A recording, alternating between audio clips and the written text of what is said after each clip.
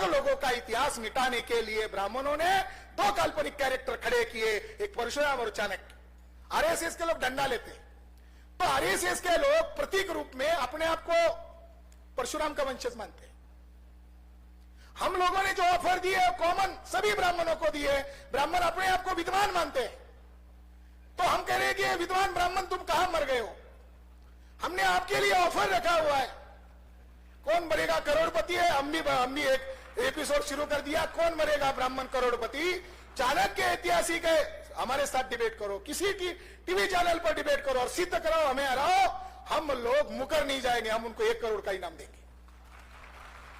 परशुराम काल्पनिक है, ये हमारा दावा है। वो उसको बचाना चाहते हैं आतंकवादी ब्राह्मण परशुराम को, तो आए वो सिद्ध करे, 1 करोड़ का इनाम लेके जाए। पहला आतंकवादी कौन है, तात्या को सवाल पूछा, तात्या ने जवाब देते हुए कहा तुमने मुझे एक ही पूछा, मैं तुम्हें 2 बताता हूं। पहला आतंकवादी परशुराम है और दूसरा आतंकवादी नाना साहेब पेशवा है। और ये आरएसएस और बीजेपी के लोग जो है ये पेशवा ब्राह्मणों की औलाद है, तो ये आरएसएस के लोग इस ऑफर को स्वीकार करें और परशुराम और चाणक्य की इज्जत बचाए, नहीं तो फिर हमें ऐलान करना होगा। और मैं मेश्राम साहब को भी विनती करता हूं, इसका कोई वैलिड पीरियड रखा जाए कि इतने समय सीमा के अंदर ब्राह्मण को आवेदन करना है, और जो ब्राह्मण क्षत्रिय और परशुराम का इज्जत बचाने आएगा और हमें हरा देगा, उन ब्राह्मणों को 2 करोड़ का इनाम दिया जाएगा।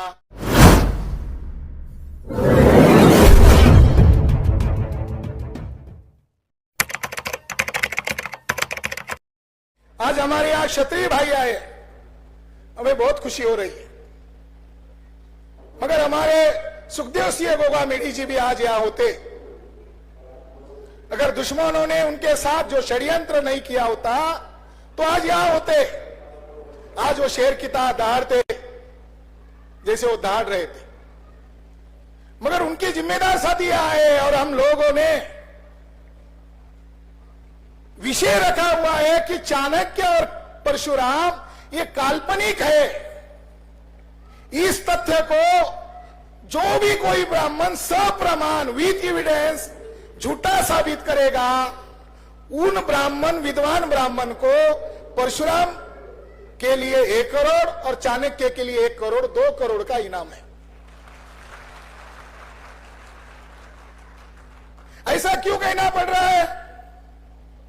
जितने भी बड़े बड़े हिस्टोरियन हैं, जितने भी बड़े रोमिला थापर, आर.एस. शर्मा, मुखर्जी, देशपांडे, भांडारकर, जितने भी है प्रोमिनेंट हिस्टोरियन, उन लोगों ने इतिहास में लिखा हुआ है कि चाणक्य जो था, कौटिल्य जो था, वो चंद्रगुप्त मौर्य का गुरु था, लिख दिया। और हम लोगों ने पढ़ लिया और हम लोगों ने स्वीकार कर लिया कि मौर्य घराना क्यों महान हुआ, क्योंकि उसका गुरु ब्राह्मण था और ब्राह्मण का नाम चाणक्य था। मगर किसी ब्राह्मण को किसी बहुजन समाज के लोगों ने या किसी तथाकथित विद्वान लोगों ने सवाल पूछना चाहिए था, चाणक्य अर्थात कौटिल्य का बर्थ डेट क्या है, ईस्वी सन क्या है, कौन से जिले में पैदा हुआ, कौन से गांव में पैदा हुआ, जब वो पैदा हुआ होगा तो कोई ताम्रपट है, शिलालेख है कुछ। जो कौटिल्य का अर्थशास्त्र है 1908 में उसका स्क्रिप्ट मिला और नॉर्थ इंडिया में नहीं मिला, मद्रास में मिला। और कौटिल्य का अर्थशास्त्र ही खुद प्रमाण है कि चाणक्य और कौटिल्य फेक कैरेक्टर है, हिस्टोरिकल कैरेक्टर नहीं है। ये कौटिल्य का अर्थशास्त्र खुद प्रमाण है, स्क्रिप्ट। मगर ब्राह्मणों ने चाणक्य को मौर्य घराने का गुरु कर दिया। केवल इतना मामला नहीं था, तो उन्होंने स्टोरी बनाया। स्टोरी कहां से आई? 6वीं शताब्दी में एक नाटक लिखा गया, मुद्रा राक्षस। उस नाटक के जरिए से एक स्टोरी बनाई गई कि चाणक्य का नंद राजा ने अपमान किया। उसने अपनी चोटी की गांठ खोली और शपथ लिया, जब तक मैं नंद राजा की हत्या नहीं करूंगा तब तक मैं मेरी चोटी को गांठ नहीं बांधूंगा। नाटक में, हिस्ट्री में नहीं है। गुप्तकाल में नाटक लिखा गया और गुप्तकाल में जो नाटक लिखा गया उसमें यह स्टोरी बयान की गई कि फिर उसने शूद्र वंश का चंद्रगुप्त मौर्य को, युवा को आगे किया और उसके जरिए से नंद को मारा। नाटक में क्या दिखाए? नंद क्षत्रिय है और चंद्रगुप्त मौर्य शूद्र है। शूद्र कह दिया, चंद्रगुप्त मौर्य भी क्षत्रिय है। और ये जो क्षत्रिय लोग हैं, इनके 36 गोत्र होते हैं और 36 गोत्र में एक गोत्र का नाम मौर्य है। आज भी है, क्षत्रियों के अंदर है।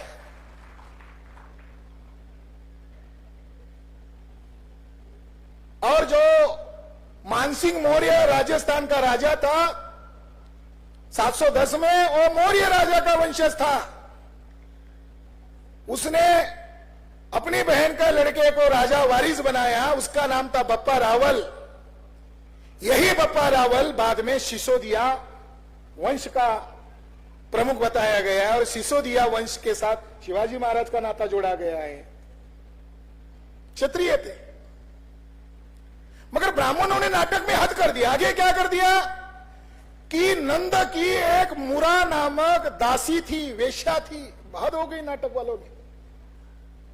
और उन नाटक को ये तथाकथित हिस्टोरियन ने हिस्ट्री मान लिया और ये चंद्रगुप्त मौर्य को शूद्र ही नहीं कहा, एक दासी पुत्र का, एक वेश्या की या उनकी जो महिला है उसका पुत्र बताया, नाजायज जायज जो भी पुत्र बताया, अपमान किया, चरित्रानन किया। और फिर एक फ्रेज बनाई गई जो आज भी बोली जाती है, शिवाजी महाराज के समय में बोली गई थी। जब जब क्षत्रिय ब्राह्मणों को चुनौती देता रहा, उन क्रांतिकारी क्षत्रिय को दोहराते गए, नंदांतम क्षत्रिय अंतम। नंद की हत्या चंद्रगुप्त मौर्य ने किया और चंद्रगुप्त मौर्य मुरा नामक दासी का पुत्र था, यानी शूद्र था। एक शूद्र ने एक क्षत्रिय को मार दिया। दो तीर कर कल्पना से दो साध्य हासिल कर लिए। क्षत्रिय मौर्य घराने को, वो शाक्य वंशीय है, मौर्य लोग शाक्य वंशीय है, शाक्य क्षत्रिय है, उनको शूद्र कहकर अपमानित किया, उनका चरित्रानन किया। और नंद क्षत्रिय राजा था, उसका भी अंत कर दिया। जो जो कोई क्षत्रिय राजा जिस जिस समय ब्राह्मणों को चुनौती देने का काम किया, ब्राह्मणों ने यही फ्रेज बताई, नंद अंतम क्षत्रिय अंतम। साथियों, नंद की हत्या मौर्य के द्वारा कराना इरिलेवेंस है, अनहिस्टोरिकल है। मौर्य और नंद का कोई लड़ाई नहीं हुआ है, मगर इतिहास का, प्राचीन भारत का पहला पन्ना ही मौर्यों को चरित्रहनन करके काल्पनिक चाणक्य को थोप दिया। अभी एक बड़े हिस्टोरियन आए हैं और उन्होंने दावा किया है, वर्ल्ड के इंडोलॉजिस्ट है, आर्कोलॉजिस्ट है, और उन्होंने दावा किया है कि चाणक्य काल्पनिक है। अगर चाणक्य मौर्य के आदर्श होते तो सम्राट अशोक के शिलालेख में कहीं ना कहीं जिक्र होता, चाणक्य का कहीं जिक्र नहीं है। मौर्य की लिपि पाली है, चाणक्य का फर्जी जो काव्य जो है साम षड्यंत्रकारी, वो संस्कृत में है। मौर्य ने न्याय, समता, समानता पर आधारित मैसेज दिया है अपने अभिलेखों में। कहीं पर भी वर्ण व्यवस्था का समर्थन नहीं किया, कहीं पर भी उच्च नीचता का समर्थन नहीं किया। चाणक्य का कौटिल्य का अर्थशास्त्र कहता है कि जो ब्राह्मणों के वर्चस्व को चुनौती देता है, ऐसे क्षत्रिय को साम दाम दंड भेद से मार देना चाहिए। यही धर्म है। तो वर्ण व्यवस्था का समर्थक मौर्यों का आदर्श कैसे हो सकता है? तो इसके पीछे ब्राह्मणों की साजिश यही है कि गुरु ब्राह्मण को दिखाओ और क्रेडिट ब्राह्मण को दे दो। तो इस आधार पर वो काल्पनिक है।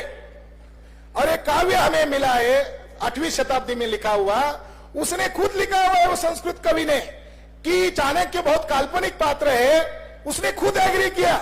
जो एविडेंसेस हमारे सामने आए वो सारे के सारे काल्पनिक हैं। एक बड़ा विद्वान हुआ था पुणे का ब्राह्मण, जिसने हिस्ट्री ऑफ धर्मशास्त्र लिखा है, काने, पीवी काने। उसने हिस्ट्री ऑफ धर्मशास्त्र में लिखा हुआ है कि भले ही चाणक्य बड़ा विद्वान है ब्राह्मणों का, मगर ब्राह्मण परिवार में चाणक्य या कौटिल्य का नाम नहीं रखते हैं। बड़ा विद्वान हुआ है, वो कह रहा है कि बड़ा विद्वान हुआ है चाणक्य, मगर ब्राह्मण लोग ब्राह्मण के बच्चों को चाणक्य या कौटिल्य नाम नहीं देते हैं। क्यों नहीं देते? क्योंकि वो शब्द ही घृणा सूचक है। चाणक्य मतलब चालाक, चाणाक्ष, कौटिल्य मतलब कुटिल, अब कौन कहेगा मैं चालाक हूं, बदमाश हूं, कुटिल हूं? तो ब्राह्मण को उसका वास्तविक अर्थ पता है, इसीलिए उसका नाम धारण नहीं करते, वो काल्पनिक है। दूसरा पात्र परशुराम है। परशुराम की भी यही स्थिति है। परशुराम ब्राह्मण घरों में जो बच्चे पैदा होते हैं, एक भी ब्राह्मण अपने बच्चों को आज भी परशुराम नाम नहीं लगाता। बड़ी आश्चर्य की बात है। परशुराम महान है मगर नाम नहीं रखता है। मगर परशुराम कैरेक्टर कहां से पैदा हुआ, ये क्षत्रिय भाइयों को जानना और समझना जरूरी है। क्योंकि परशुराम का जो जिक्र आता है वो महाभारत में आता है, और महाभारत में परशुराम का जिक्र 131 बार आता है। तो 131 बार सबसे ज्यादा जिक्र किसी कैरेक्टर का आया है तो परशुराम का आया है। महाभारत का मुख्य किरदार कृष्ण नहीं है, महाभारत का मुख्य किरदार कौरव और पांडव भी नहीं है, क्योंकि ये तीनों बाद में मर जाते। अगर नायक होते तो जिंदा रहते। ये तीनों, कृष्ण की भी एक शिकारी आदमी हत्या कर देता है, महाभारत में बताया। तीनों को पांडवों ने तो आत्महत्या की, ऐसा वर्णन किया है युद्ध जीतने के बाद हिमालय में जाकर। मगर जिस परशुराम का जिक्र आया है वो 130 बार आया है। बड़े इंडोलॉजिस्ट है और वो इसीलिए बड़े इतिहासकार है कि जो काम ब्राह्मणों ने करना चाहिए था उन्होंने नहीं किया। मिस्टर फिट्जगेराल्ड बड़े विद्वान हैं, अमेरिका के विद्वान, उन्होंने 11 वॉल्यूम में महाभारत का ट्रांसलेशन किया है और सही ट्रांसलेशन किया है। ब्राह्मणों ने जो महाभारत का ट्रांसलेशन किया है उन्होंने उस बात को छुपाया है, उन्होंने उसको उजागर किया है। हिस्टोरियन लोगों का कहना है कि महाभारत काल्पनिक है, मगर ये पुष्यमित्र शुंग के द्वारा बृहद्रथ की हत्या करने के बाद इसको लिखा गया। गुप्त काल तक इसका लिखने का काम जारी था, और महाभारत में बुद्ध का 137 बार जिक्र आया है, यानी बुद्ध धर्म के प्रतिक्रिया में लिखा हुआ इसका सबूत है। मगर हिस्टोरियन यह कहते हैं कि ब्राह्मण को मनुस्मृति शस्त्र उठाने के लिए पाबंदी है, ब्राह्मण को हथियार उठाने के लिए ब्राह्मणों का जो लॉ है मनुस्मृति उसमें पाबंदी है। उसमें एक आपात धर्म में लिखा हुआ है कि ब्राह्मणों के वर्चस्व को कोई क्षत्रिय राजा चुनौती देता हो तो उस समय आपात धर्म में ब्राह्मण हथियार उठा दे और उसकी हत्या कर दे।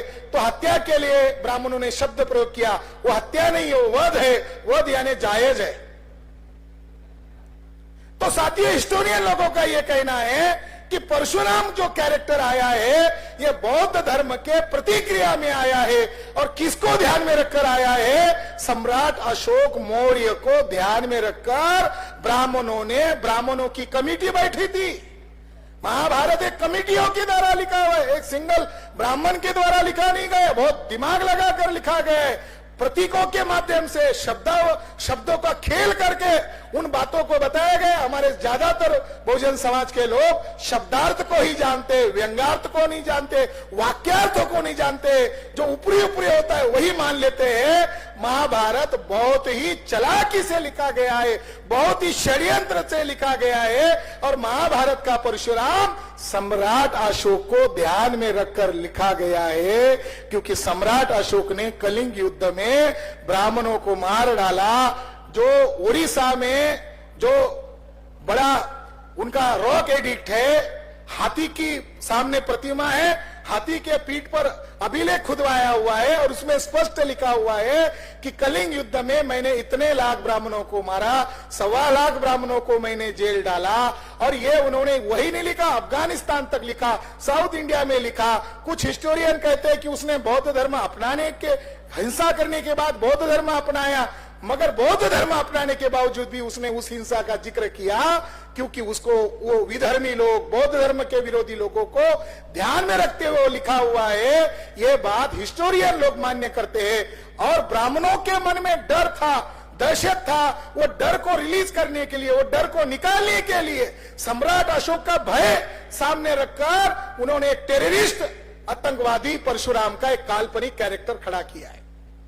आतंकवादी कैरेक्टर महाभारत के अध्याय नंबर 3 में धरती कहती है परशुराम को, ए परशुराम, मैं इन असुर राक्षस क्षत्रियों के बोझ तले दबी हुई हूं। महाभारत एक क्षत्रिय भाइयों पढ़ो। हम तो सोच रहे थे कि हमारे मूल्य हम लोगों को उन्होंने गाली दिया होगा। जब हमने इस रूप से स्टडी किया तब पता चला कि जो यहाँ के नाग क्षत्रिय लोग थे, बुद्धिज्म को फॉलो करने वाले लोग थे, उन लोगों को ही ब्राह्मणों ने क्षत्रिय नाग लोगों को ही असुर और राक्षस कहा है। और उसने कहती है कि मैं बोझ तले दब गई हूं, ए परशुराम मुझे इनके बोझ से मुक्त करा दे। फिर एक कामधेनु की कथा आई, एक गाय की कथा आई, वो कथा को उसके साथ जोड़ दिया। और उसका जो पिता था उसने अपने बेटे को कहा कि कामधेनु क्षत्रिय उठा के ले गए, इन्हें गाय के लिए झगड़ा उस समय कर रहे थे। आज सारे क्षत्रिय गाय को बचा रहे, मगर ब्राह्मण लोग क्षत्रियों की हत्या कर रहे। उस समय गाय को लेकर झगड़ा हुआ तो परशुराम ने 21 बार ने क्षत्रिय किया। अध्याय नंबर 3 में यह बात विस्तृत वर्णन किया है और उसमें जिक्र किया है कैसा मारा, निक्षत्रिय किया, एक सिंगल वंश नहीं रखा, धरती से विनाश कर दिया। और आगे उन्होंने यह लिखा हुआ है, वो कोट में आपको बताना चाहता हूं कि आगे उन्होंने क्या लिखा है, महाभारत का क्या कहना है। महाभारत 3.115 और 117 में यह बताया गया है कि सभी क्षत्रिय पुरुष परशुराम के हाथों मारे जाने के बाद उन क्षत्रियों की विधवा क्षत्रिय महिलाएं ब्राह्मणों के पास जाकर अपने पेट में संतति उत्पन्न करने की ब्राह्मणों से विनती करती है। इस तरह महाभारत कहता है कि क्षत्रियों का पूर्ण संहार करने के बाद जो क्षत्र अर्थात क्षत्रिय या क्षत्रानी बलि बची थी, उन ब्राह्मणों के बीच डालकर परशुराम ने 9 क्षत्रियों का निर्माण किया। इस तरीके से केवल हमें शूद्र कहा, केवल हमें अनटचेबल कहा, तो हमारे पुरखे मान सम्मान स्वाभिमान के लिए लड़ते आ रहे हैं, मगर क्षत्रिय लोग बहुत पुराने ब्राह्मणों के साथ लड़ते आ रहे हैं। अगर महाभारत में ब्राह्मणी धर्म ग्रंथ में सबसे ज्यादा अगर किसको गाली दी है तो क्षत्रियों को दी है। और कितनी गाली दी है कि क्षत्रियों का नरसंहार कर दिया, एक सिंगल क्षत्रिय पुरुष नहीं बचा। तो परशुराम ने क्षत्रानी से 9 क्षत्रिय पैदा कर दिए। और आज आरएसएस और तमाम बीजेपी और तमाम ब्राह्मण लोग वो क्षत्रियों को चिढ़ाने के लिए, उनका अपमान करने के लिए फरसाधारी परशुराम की जयंती मनाते हैं, जिसका बाप, जिसका जन्म का पता नहीं, जिसका हिस्ट्री का पता नहीं, जो फेक कैरेक्टर है, जो काल्पनिक कैरेक्टर है, उसको आगे करके साथियों क्षत्रियों का बड़े पैमाने पर अपमान करते हैं। ये चर्चा हम इसीलिए नहीं कर रहे हैं कि क्षत्रियों को संतुष्ट किया जाए, राजपूतों को संतुष्ट किया जाए, बल्कि ये चर्चा हम इसीलिए कर रहे हैं कि महाभारत और रामायण ये नाग लोगों के खिलाफ लिखा हुआ ग्रंथ है। और हम सभी लोगों का इतिहास नाग लोगों का इतिहास है। और नाग लोगों का इतिहास मिटाने के लिए ब्राह्मणों ने 2 काल्पनिक कैरेक्टर खड़े किए, एक परशुराम और चाणक्य। आखिरी बात कहकर मेरी बात को विराम देता हूं। ये नागपुर है, आरएसएस के लोग डंडा लेते हैं, तो आरएसएस के लोग प्रतीक रूप में अपने आप को परशुराम का वंशज मानते हैं। हम लोगों ने जो ऑफर दी है कॉमन सभी ब्राह्मणों को दी है। ब्राह्मण अपने आप को विद्वान मानते हैं, तो हम कह रहे हैं कि ये विद्वान ब्राह्मण तुम कहां मर गए हो। हमने आपके लिए ऑफर रखा हुआ है, कौन बनेगा करोड़पति है। हम भी एक एपिसोड शुरू कर दिया, कौन बनेगा ब्राह्मण करोड़पति। चाणक्य ऐतिहासिक है, हमारे साथ डिबेट करो, किसी की टीवी चैनल पर डिबेट करो और सिद्ध कराओ, हमें हराओ। हम लोग मुकर नहीं जाएंगे, हम उनको 1 करोड़ का इनाम देंगे। परशुराम काल्पनिक है, ये हमारा दावा है। वो उसको बचाना चाहते हैं आतंकवादी ब्राह्मण परशुराम को, तो आए वो सिद्ध करे, 1 करोड़ का इनाम लेके जाए। हम धन्यवाद देते हैं महात्मा राष्ट्रपिता ज्योतिबा फुले का। उन्होंने अंतिम एक किताब लिखा, उस किताब का नाम है सार्वजनिक सत्य धर्म। और उनको सवाल पूछते थे परशुराम के बारे में, उस किताब में सवाल पूछा है। उनका कैरेक्टर धोंडीबा है, धोंडीबा ज्योतिबा को सवाल पूछता है कि तात्या साहेब, ज्योतिबा को तात्या साहेब कहते थे, तात्या साहेब हमें यह बताइए कि भारत पूरे विश्व की धरती पर पहला आतंकवादी कौन है। तात्या को सवाल पूछा, तात्या ने जवाब देते हुए कहा तुमने मुझे एक ही पूछा, मैं तुम्हें दो बताता हूं। पहला आतंकवादी परशुराम है और दूसरा आतंकवादी नाना साहेब पेशवा है। और ये आरएसएस और बीजेपी के लोग जो है ये पेशवा ब्राह्मणों की औलाद है, तो ये आरएसएस के लोग इस ऑफर को स्वीकार करें और परशुराम और चाणक्य की इज्जत बचाए, नहीं तो फिर हमें ऐलान करना होगा। और मैं मेश्राम साहब को भी विनती करता हूं, इसका कोई वैलिड पीरियड रखा जाए कि इतने इतने समय सीमा के अंदर ब्राह्मण को आवेदन करना है, और जो ब्राह्मण क्षत्रिय और परशुराम का इज्जत बचाने आएगा और हमें हरा देगा, उन ब्राह्मणों को 2 करोड़ का इनाम दिया जाएगा। धन्यवाद। धन्यवाद।